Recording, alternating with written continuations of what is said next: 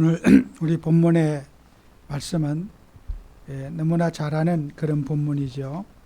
로마서 10장 10절에 보면은 마음으로 믿어 의에 이르고 입으로 시인하여 구원에 이른다 그랬어요. 그래서 우리가 신앙생활하면서 제일 신앙생활의 고민이 뭐냐?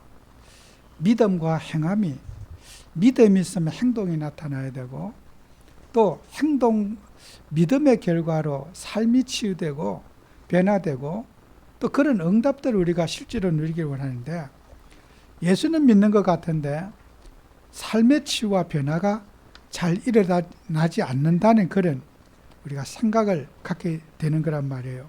그래서 야고보서 2장 26절에는 영혼이 없는 몸이 죽은 것 같이 행함이 없는 믿음은 죽은 것이라 그랬어요. 그러면은 우리가 믿음과 행함은 어떻게 우리가 믿음과 행함의 조화를 어떻게 이루어야 될 것인가?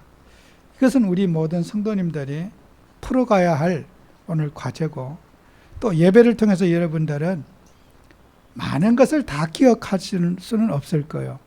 여러분이 한 주간 동안에 내가 이 말씀을 듣고 나는 어떻게 내 삶에 적용하고 실천할 것인지, 나의 실천을 여러분이 예배를 통해서 붙잡으셨다면 최고의 응답이 될 것입니다. 예배는 어떤 감동받고 감화받는 부분도 있겠지만은 내가 메시지를, 말씀을 어떻게 나는 적용할 것인가, 어떤 여러분의 적용이 예배를 통해서 일어나야 될 겁니다. 그래서 우리는 이 말씀을 가지고, 그러면은 예수님을 우리는 행함과 믿음을 나누기 전에 오늘 우리 성경의 본문을 우리가 들어와서 보면은, 자, 우리가 예수님을 우리가 믿음과 행함을 생각하기 전에 먼저 우리는 마음으로 믿어 의에 이른다고 했는데, 마음이 있기 전에 우리에게 일어나는 작용이 있어요. 마음이 오기 전에는 생각, 그죠? 여러분이 생각은요, 사람마다 다양한 생각들을 해볼 수가 있잖아요. 그래서 생각은 우리가 어떤 사고잖아요. 이런 생각도 저런 생각도 사람마다 다양한 생각을 해볼 수 있을 것이에요. 그런데 그 생각 속에 우리가 살면은 되지 않겠죠. 그 생각을 마음으로 받아들이는, 그럴 때 내 생각이 공감 있게 받아들일 때 여러분은 그 마음에 받아들인 생각을 공감했을 때 행동으로 나타나는 거란 말이에요. 그럼 우리가 복음을 한번 붙잡으세요. 우리가 그리스도라는 이 복음이 여러 가지, 우리는 인간이 왜 예수를 믿어야 되는지, 하나님을 찾아야 되는지, 기도를 왜 해야 되는지, 우리 인생의 어떤 영적인 문제는 무엇인지 많은 것들을 우리는 생각해 볼 수 있을 거예요. 그런데 그 생각이 반드시 여러분 마음에 공감이 되어야지 행동으로 나타난단 말이에요. 그럼 우리가 전도 있기 전에 먼저 해야 될 것이 뭐예요? 공감할 수 있는 부분을 찾아내고, 또 공감할 수 있는 분위기를 만들고 공감을 이끌어내는 것이 전도의 가장 중요한 열쇠가 되지 않겠습니까? 그러면은 우리가 사람들 관계에 다양한 생각들을 예수를 믿게 만들고 그리스도를 붙잡게 만들고 그리스도를 믿게 만드는 그 과정은 뭐예요? 마음에 받아들여진 그 공감을 이끌어내야 된단 말이에요. 아무리 내가 좋은 방향으로 사람을 이끌어가고 싶어도 공감하지 못하는 말, 행동은 사람들에게 생각에 머물게 하지 그 사람을 행동으로 이끌어낼 수 없다는 거예요. 그러면은 우리가 공감할 수 있는 능력을 키우는 것이 그리스도를 시인하는 생활이란 말이에요. 그러면 예수님을 시인하는 생활은 무엇인가 하는 거예요. 예수님을 시인한다는 말은 개인이 내가 예수를 필요로 하고 예수를 공감하는 그 부분을 여러분이 세워야 된다는 거예요. 그래서 누가복음 12장 8절에 보면은 누구든지 사람 앞에서 나를 시인하면 인자도 하나님의 사들 앞에서 그를 시인할 것이요. 자, 이 시인이란 말은 공적인 고백을 말하는 거예요. 그냥 우리가 공적인 고백이란 말이 퍼블릭 컨페셔라는 말이에요. 그 뭐냐? 그 사람들에게 내가 예수를 믿는 것을 행동으로 나와 관계된 사람 앞에 내가 예수 믿는다고 하는 것을 드러내는 거, 그걸 공적인 신이라 그래요. 구약의 예배에서도 똑같아요. 우리가 제사함 받았다. 짐승의 머리에 우리가 죄를 전가시키고 짐승을 끊고 피제사를 뿌려서 제사함을 받잖아요. 근데 그 둘이 하는 거 아니에요. 온 백성이 있는 그 앞에서 죄를 선포하고 죄사함을 받는 거예요. 그 뭐예요? 공적으로 내가 죄인이라는 것을 인정하고 그것을 내가 죄사함을 받는 예식이란 말이에요. 그래서 우리가 이 공적이라는 부분을 놓치면 안 된다는 거예요. 여러분이 예수를 믿는데 하나님 아시겠지 뭐. 내가 어떤 행동을 하더라도 이런 우리가 행함이라고 하는 것에 대해서 여러분이 면죄부를 주면 안 된다는 거예요. 우리는 복음 가진 하나님의 자녀가 행함이 믿음이고 믿음이 행함이라고 하는 이 둘이는 결합되어 있는 관계지 분리가 아니라는 거예요. 그러면은 이 공적인 고백을 제일 잘한 성경의 인물 가운데 많은 사람을 들 수가 있겠죠. 여러분이 우리가 구약의 요셉이라든지 이런 사람들도 애굽의 바로왕이 봤을 때 저가 히브리인으로서 하나님 믿는 사람으로서 요셉이 믿는 하나님을 바로가 어떻게 해요?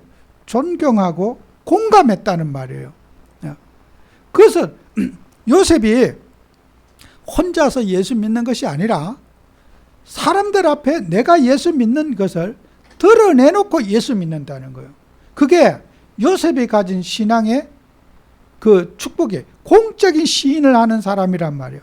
또 구약에서 여러분이 너무나 잘 알고 있는 다니엘과 같은 사람, 다니엘서 6장 10절에 보면요, 다니엘이 공무원이 이제 그 관리가 되어서 이제 백성의 지도자가 됐는데 많은 신하들이 이방인인 히브리 사람인 다니엘이 바벨론에 큰 이제 관직을 받았으니까 이 권력에 대한 알력이 다툼이 다니엘이 뭘 잘못해서가 아니라 저 이방인인 저 사람이 외국인이 이 나라에 큰 왕의 신뢰를 받는 장관이 됐어요. 얼마나 시기와 질투와 그런 정말 눈총을 받는 그런 자리에 다니엘이 있게 된 거예요. 그런데 다니엘은요, 그 공적인 신앙을 받기 위해서 어떻게 했어요? 자기는 매일마다 다니엘서 6장 10절에 보면은 왕의 도장에 의인이 찍힌 걸 알고도 왕이 도장을 찍혀서 법령을 도장을 찍으면은 반드시 그 법대로 실행을 해야 되고 어길 수가 없는 거예요. 그걸 알고도 어떻게 했어요? 자기 집에 돌아가서 윗방에서, 여러분이 방도요, 지하도 있고 1층도 있고 2층도 있을 거 아니에요? 제일 위에 윗방에 다락에 올라가 가지고 또 예루살렘 창문을 열어놓고 전에 행하던 대로 하루 3번씩 하나님께 감사 기도를 드렸더라 그랬어요. 그들이 다니엘을 시기하는 많은 사람들 앞에 그들은 어떻게 했어요? 나는 목숨을 죽어도 나는 하나님 믿는 것이 정당하고 하나님 믿는 것이 나는 확실하다. 이것은 어떻게 보면 그들을 다니엘을 주시해 보는 사람에 대한 선전포고이겠죠. 다니엘은 항상 누가 무슨 소리라도 나는 하나님 믿는 사람이라고 하는 그 자기의 정체성을 지킨 사람이잖아요. 그래서 이제 또 그를 시기하는 모함꾼들도 이번 기회에 다니엘을 확실하게 제거해야 되겠다는 이제 결론을 가지고 우리가 이렇게 금령을 세워도 다니엘은 절대로 항복하지 않을 것이라고 하는 것을 신하들이 알았어요. 저 고집을, 하나님 믿는 저 고집을 꺾을 수 없으니까 우리가 다니엘을 완전히 이번 기회에 죽여야 되겠다. 죽이는 방법은 우리가 이런 검령을 세워도 다니엘은 우리가 하는 위협에 굴복하지 않을 것을 신하들이 알고는 법령을 어겼다. 사자굴에 던져 넣어서 죽일 때 사자의 밥이 되게 해서 사형을 시키는데, 그걸 해도 다니엘은 뭐 죽인다 해도 눈 하나 깜짝하지 않았어요. 그리고 전해가도 그대로 행했어요. 그리고 다니엘을 이제 사자굴에 던져 넣었어요. 그 신하들이 다리오 왕을 정확하게 알고 있었어요. 다리오 왕이 마음이 변해서 법을 정해놓고도 혹시라도 다리오 왕이 마음이 변해가지고 다니엘을 살려줄까봐 다니엘을 사자굴에 집어넣고 바로 행한 것이 뭐냐? 사자굴을 완전히 봉해버렸어요. 다시는 사람을 끌어내지 못하도록. 다니엘서 6장 17절에 보면은 이에 돌을 굴려다가 굴 어기를 막음에 왕이 그의 도장과 귀족들의 도장을 봉하였으니 이는 다니엘에 대한 조치를 고치지 못하게 하려 함이었더라 그랬어요. 왕이 말을 번복하지 못하도록, 테러가 없도록 그 다니엘이 들어가고 나서 막 굴의 입구를 봉해버렸어요. 돌을 갖다 메어놓고. 이렇게 했는데도 불구하고 다니엘은 어떻게 해요? 그런 모함과 위기 속에서 있으면서도 하나님은 다니엘을 사자굴에서 살려주셨지만은, 그러나 다니엘은 백성들 앞에 어떻게 해요? 나 하나님 믿는 사람이라고 하는 그 신앙의 시인을, 그걸 갖고 시인이라고 그러는 거예요.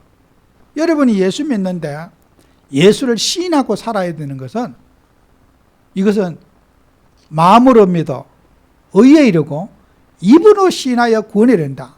예수를 정말 공감했다면 여러분의 가족, 여러분의 주변 사람에게 내가 예수 믿는 사람으로서의 당당함이 있어야 된다는 거예요. 그죠? 그게 초대교회 성도님들이나 성경에 나타난 인물들은 세상의 모든 그 환경 앞에 무릎 꿇지 않고 예수 믿는 사람의 길을 걸어갔어요. 그래서 순교도 하고 감옥도 갔고 고난도 당하고 어려움 당하고, 이렇게 핍박과 어려움을 개의치 않고 예수 믿는 사람의 당당함을 보이고 갔다는 말이에요. 그게 시인하는 삶이다 하는 거예요. 여러분이, 우리가 하나님 믿는 우리에게 정말 우리가 신앙생활 하면서요, 지금 우리의 이 시대는 뭐예요? 다니엘의 믿음이 필요한 거예요. 요셉의 믿음이 필요한 시대에 우리가 살아가고 있는 거예요. 사람들은 인간의 얄팍한 지혜를 쓴다고 합리적인 생각, 또 여러 가지 인간에게 뭐 사회성, 여러 가지 생각하면서요, 다니엘이 가지고 있는 신앙 고백, 그죠? 요셉이 가지고 있는 신앙 고백, 이걸 놓치고 살아요. 그래서 우리 개인들이 정말 확실한 믿음의 색깔을 가지고 정말 여러분이 영적인 사실을 누리고 영적인 존재가, 영적인 축복을 우리가 받아야 될 거예요. 많은 사람들이 신앙을 어정쩡하게 하는 거예요. 그래서 이 세상에 사람들이 있는 영적 문제, 재앙 문제, 사람은 해결되지 않는 거예요.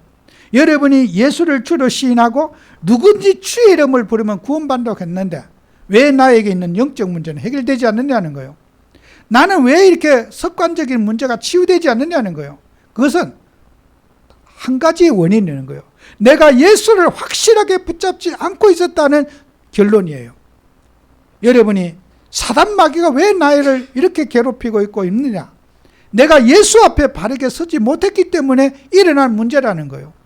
우리가 다니엘처럼 모든 흑암과 위협과 두려움을 극복하고 정말 하나님 앞에 다니엘처럼 선다면은 여러분이 죽음의 위기가 와도 사자굴에서도 건져내 주실 겁니다. 여러분은 오늘 정말 복음 가지고 예수를 주로 시인하는 삶을 살아야 돼요.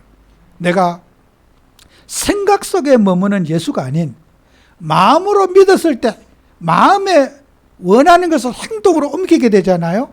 여러분의 마음에 내가 오늘 무슨 해야 돼? 공감을 했을 때 그 공감한 내용에 나도 모르게 행동으로 옮기게 되지 않습니까? 그런데 우리는 생각 속에 머무는 예수래요. 마음속에 받아들인 예수가 됐을 때 그 예수는 행동으로 나타난다는 거예요. 성경에서 마음으로 믿어 의에 이르고 입으로 시인하여 공적으로 내가 예수 믿는 사람의 표식, 찬양을 하고 예배를 드리고 시간을 드리고 여러분의 삶을 드릴 때야 그게 여러분이 예수를 시인하는 생활을 하면 여러분이 교회에 오신 거 예수를 시인한 거예요. 그죠? 집에서도 혼자 예수 믿을 수 있잖아요. 내가 사람들 앞에 어디가? 나 교회 가. 오늘 예배 드리러 교회 가. 그게 예수를 시인한 삶이 아니에요? 내 혼자 집에 있으면은 누가 예수 믿는지 안 믿는지 몰라요. 나 어디가? 오늘 어디가? 교회 가는 거야. 그 자체만 갖고도 예수를 시인한 삶이라는 거예요. 그래서 우리는 마음으로 믿었으면 예수를 시인했기 때문에 여러분이 오늘 교회에 오신 거란 말이에요. 예수를 시인하는 생활은 뭐야? 찬양을 하는 거. 예수를 시인하는 거예요. 여러분이 기도를 하는 행위, 예수를 시인하는 생활이란 말이에요. 그래서 우리는 개인의 신앙 고백이 되어지고 그 신앙 고백이 공적으로 나타날 때 그게 예수 믿는 거란 말이에요. 혼자 몰래 그냥 아무 취소돼서 모르게 교회 기도하고 그런 거는 예수를 시인하는 것이 아니에요.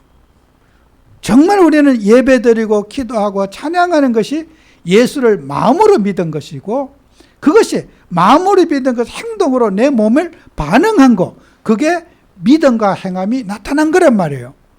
그래서 우리는 신앙생활의 많은 오해들을 생각 속에 머문 예수가 아닌 마음으로 붙잡는 예수가 되시라. 그것이 오늘 제가 여러분에게 전달하고 싶은 내용 중에 하나입니다. 그래서 반복된 내용입니다만은 신앙은 전인격적인 신앙생활이 되어져야 된다는 거예요. 그래서 마음으로 믿는 신앙은 어떤 신앙이냐고 하는 거예요. 마음으로 믿는 그런 신앙은 어떻게 해야지 마음으로 믿느냐는 거예요. 그 내용 가운데 제일 잘 표현된 성경 구절 하나가 신명기 6장 4절에서 6절의 내용이에요. 그 내용에 보면은 이스라엘아 들으라 우리 하나님 여호와는 오직 유일하신 여호와이시니 너는 마음을 다하고 뜻을 다하고 내 힘을 다하여 내 하나님 여호와를 사랑하라 그랬어요. 자, 마음으로 사랑하고 뜻을 다하고 마음은 하트죠.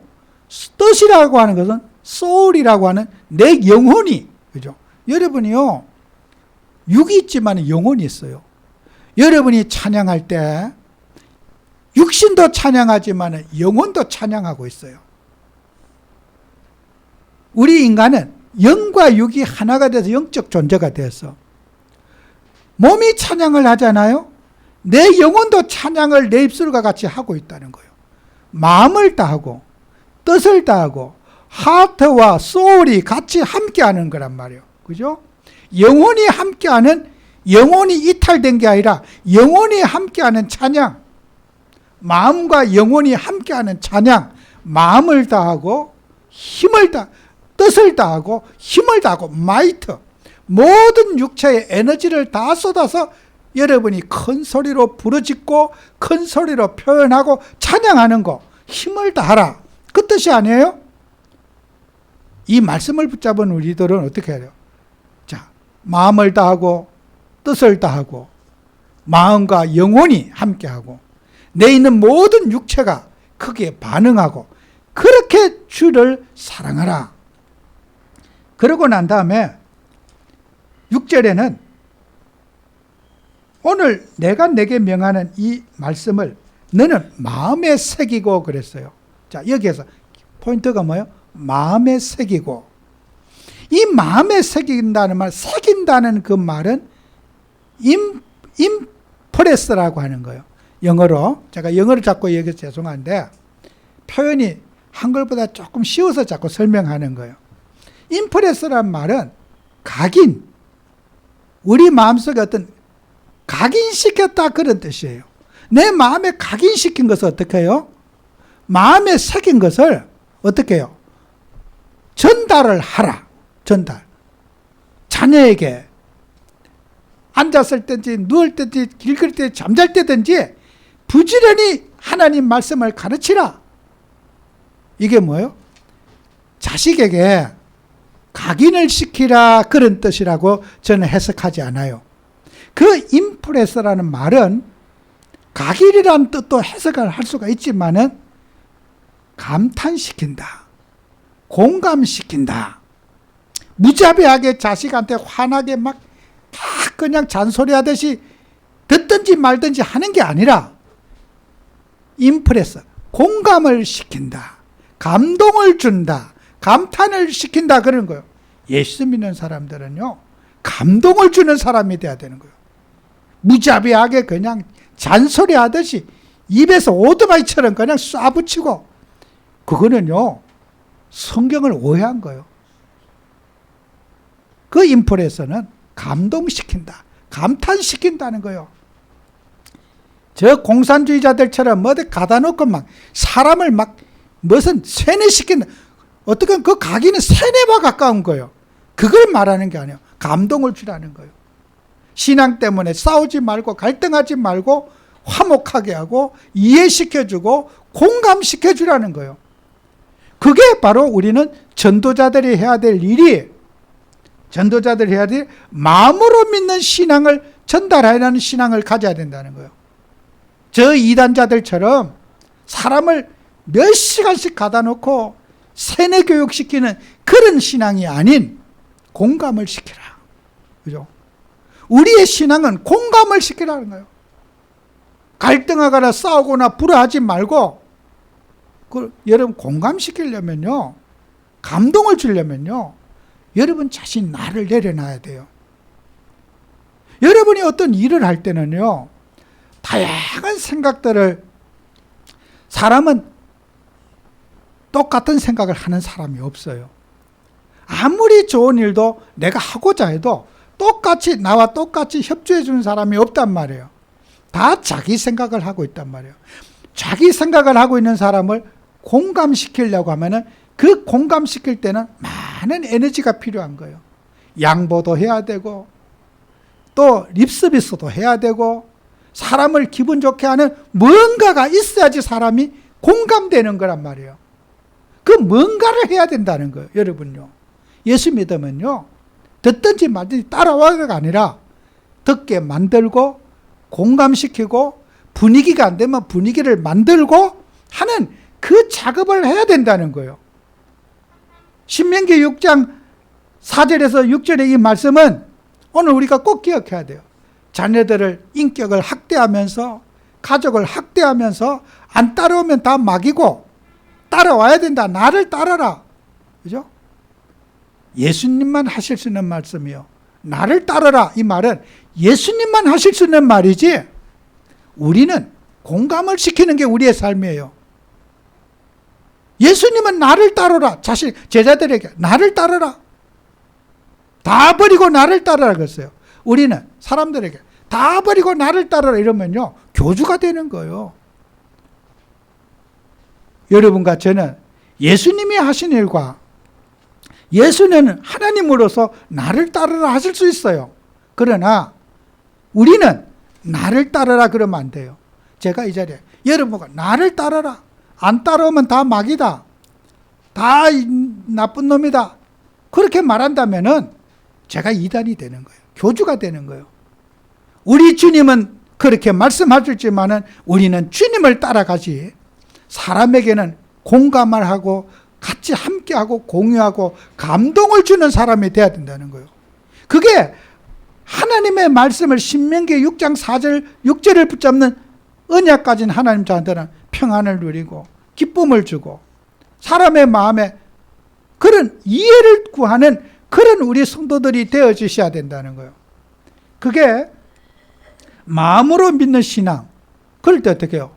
입으로 고백하는 신앙을 갖게 만드는 거예요. 아, 그래, 나도 예수 믿어야 되겠어. 예수가 좋은 것이야. 그런 우리가 마음으로 믿는 신앙을 우리가 본받고 그것을 입으로 시인하게 만드는 그런 우리가 돼야 돼요. 그것이 안 되면 뭐예요? 성경 야고보서 3장 15절에 뭐였어요?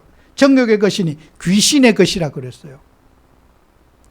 여러분은 누구도 따르지 말고 어떤 상황에도 공감을 찾아내셔야 돼요. 제가 저도 젊은 시절에는 나하고 나를 따라오지 나를 안 따라오면은 다 죄송한 표현이지만은 나를 반대한다고 막이 들렸다고 제가 생각한 적이 있어요. 근데 세월을 두고 보니까 참 내가 그게 아니구나. 나하고 같이 하지 않아도 내가 때로는 시간 낭비를 하고 또 내가 경제적으로 또 돈을 더 쓰기도 하고 여러 가지 사람의 마음을 맞추다 보면은 쓸데없는 비용도 내가 볼 때 그 비용 투자도 하게 되고 내 혼자 있으면 돈도 안 쓰고 하는데 같이 있다 보면 돈도 쓰기도 하고 여러 가지 내가 하게 되는 거예요. 왜요? 공감을 찾기 위해서 그렇게 하는 거예요. 서로가 공감할 수 있는 걸 찾기 위해서 제가 내 혼자 산다면은 날 따라와라. 따라오든지 말든지 나는 내하고 살 거야. 간단하죠. 그죠?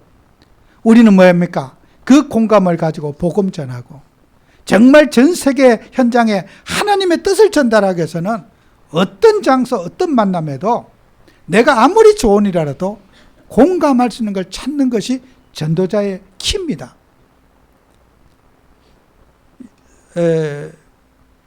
여러분이 이 사회에 정치하거나 또 무슨 큰 대형 행사를 회복하면요. 예를 들어서 10,000명의 사람을 모아서 행사를 하려고 하면은 나를 따르라면 따라오겠습니까? 절대로 안 따라요. 10,000명의 생각이 다 다르거든요. 그러면은 행사하기 전에 사전에 준비를 해야 돼요. 광고, 그걸 모이는 취지가 뭔지, 이해를 시키고 설득을 시킬 때는 광고비도 들어가고 방송국에 좀 이런 것 좀 방송해달라고 홍보도 하고 많은 비용들이 들어가서 공감해서 10,000명이라는 집회를 모일 수가 있는 거예요. 아무리 좋은 거라도 공감하지 않고 광고하잖아요. 안 모여요. 혼자 해야 돼. 그러면은 저와 여러분들이 예수님을 믿고 복음 전하는 데는 어떤 상황에도 그 공감할 수 있는 부분을 찾아내시고 만들어가는 일을 해야 돼요. 내가 마음을 같이 하지 않아도 어떻게 하면 내가 공감해 줄 수 있을까? 공감할 때는 어떻게 해요? 수고가 따르고 희생이 따르고 헌신이 따라 나를 내려놔야 되는 거예요. 내가 죽지 않고 내가 그리스도와 함께 십자가에 죽지 않으면은 내가 공감에 방해물이 되고 내가 공감하는데 장애물이 되는 거예요. 그래서 여러분 우리 하나님 자녀들은 공감의 능력을 키워서 우리는 전도자로서 복음 전달자로서 여러분이 살아가야 된다는 거예요.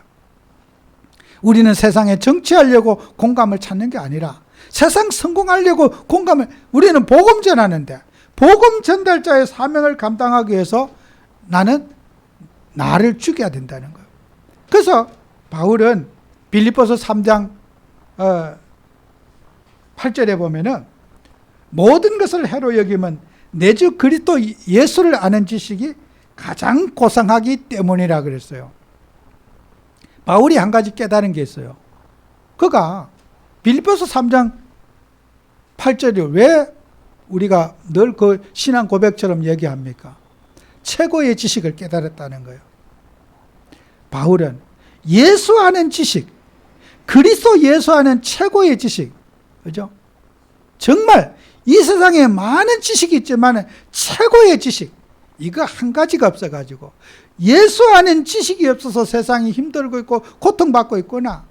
내가 이 최고의 지식을 위해서는 나는 모든 것을 다 양보할 수 있고 버릴 수가 있구나. 배설물로 여긴다 그랬단 말이에요. 여러분이 이 세상에 사람들이 고통받는 이유, 갈등하는 이유 뭐겠습니까? 예수님 한 분을 마음으로 믿지 못해서 그래요. 예수 한 분을 마음속에 소유하지 못해서 사람들이 고통받는 거예요. 육신의 문제가 아니에요. 환경의 문제가 아니라 예수를 깊이 체험하지 못한 데서 오는 문제라는 거예요. 바울이 그걸 깨달았어요. 내가 쓸데없는 세상에 가치 없는 지식에 묶여있는 살아서 인생에 행복이 없었는데 내가 예수 아는 그 지식 한 가지를 얻지 못해서 내가 이 땅에 고통받고 살았다는 거예요. 그래서 우리는 가치 없는 지식은 내가 버리고 예수 아는 지식으로 내가 살아가기를 원한다. 여러분이 그렇게 돼야 됩니다. 우리는 다른 거 다 해도 예수님으로 만족하고 예수님으로 결론 내려야 돼요. 예수를 내 마음에 믿어 의에 이르고 입으로 신하여 구원에 이른다. 예수를 정말 주로 믿으면은 영적으로 육신적으로 다 구원받게 돼요. 여러분의 억압, 사단 마귀가 여러분 인생을 억압하고 있는 거 우리가 예수님을 아는 지식으로 채워진다면은 사단은 여러분을 건들지 못해요. 그 한 가지 탑을 바울은 얻었다는 거예요. 그래서 예수 아는 지식을 여러분이 가지고 있을 때 어떻게 해요? 나는 상급을 받게 된다. 어떤 상급이냐? 디모데후서 4장 8절에 뭐냐? 나는 이후로는 어떻게 해요? 나를 바보라고 나는 이후에 너희들이 못 보는 의의 면류관을 내가 예비되어 줘 있다. 의의 면류관이 뭐겠어요? 천국에 가서 무슨 왕관 쓰고 산다 그 뜻은 아니겠죠. 이 면류관은요 왕에게 씌워주는 면류관이에요. 왕은 뭐요? 권세가 있고요, 자유함이 있고요, 어떤 육신의 문제나 갈등에도 전혀 시달리지 않는 자유로운 그런 사람으로 내가 구원받게 된다는 거예요. 의의 면류관. 어떤 일에도 연루하지 않고 나의 행복을 영원히 지킬 수 있는 그 면류관이 준비되어 있다는 거예요. 여러분은 그 면류관에 바울은 축복, 나를 억압하거나 나를 시달리게 하거나 나를 고통 주는 거, 거기에서 해방받는 왕의 권세를 내가 받는다. 나는 이후에 면류관이 있다. 바울에게 그럴 거예요. 너는 왜 세상에 그런 공부 많이 해가지고 좋은 학문, 좋은 권력, 좋은 공무원이 돼가지고 그렇게 참 다 갖췄는데 왜 그렇게 바보 같은 행동을 하고 사니? 사람들은 바울을 볼 때 이해가 안 갈 수가 있을 거예요. 너는 다 갖췄는데, 내가 부러워하는 거 다 갖추고 있는데 왜 쓸데없이 예수에 꽂혀가지고 이상한 짓 하고 이상하게 고생하고 얻어 터지고 맨날 그렇게 네가 그렇게 사니? 좀 정신 좀 차려라. 왜 그런 바보 같은 짓을 하느냐? 나는 너희들이 부러워하는 거 다 가졌지만 나는 어려웠다. 힘들었다.